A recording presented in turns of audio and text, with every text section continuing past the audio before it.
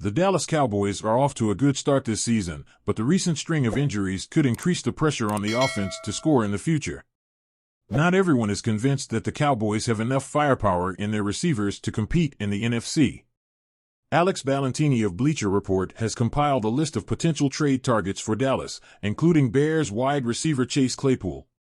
The player is currently on his second team but is still under a rookie contract for 4 years and $6.6 million.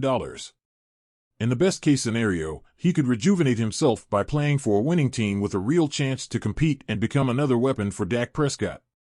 Ballantini wrote this on September 20, 2023. In the worst-case scenario, his underperformance could continue, and the Cowboys could release him at a relatively low cost. In the optimal situation, he would be an imposing physical presence unlike any other player on the Cowboys and would provide some insurance against an injury like the MCL sprain that sidelined Brandon Cooks in Week 2.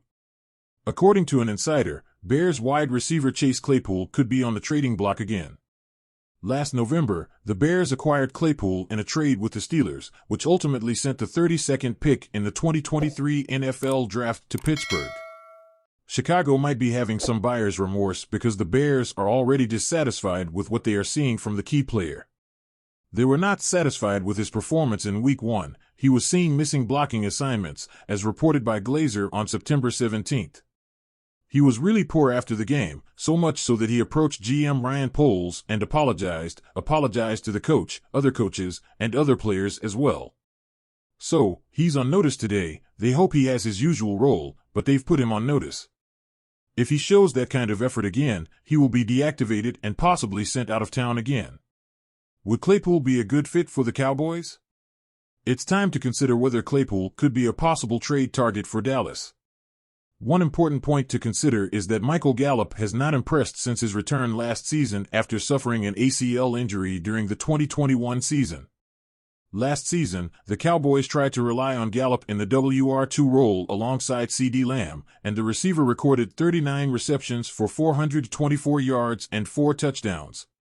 Dallas brought in Brandon Cooks this offseason, meaning Gallup was destined to become the WR3, potentially easing the pressure. In the first 2 games, Gallup has only 2 receptions for 13 yards. His production in these 2 seasons does not justify his 5-year, $57.5 million contract with the Cowboys. Claypool's best season was during his rookie year in 2020, recording 62 receptions for 873 yards and 9 touchdowns with the Steelers. The receiver had 2 consecutive seasons with over 800 yards in Pittsburgh, but his production has steadily declined since his rookie NFL season. Claypool will be a free agent in 2024 and would be a low-risk move for Dallas, even if the team's secondary is a more pressing priority after Trayvon Diggs' season-ending injury.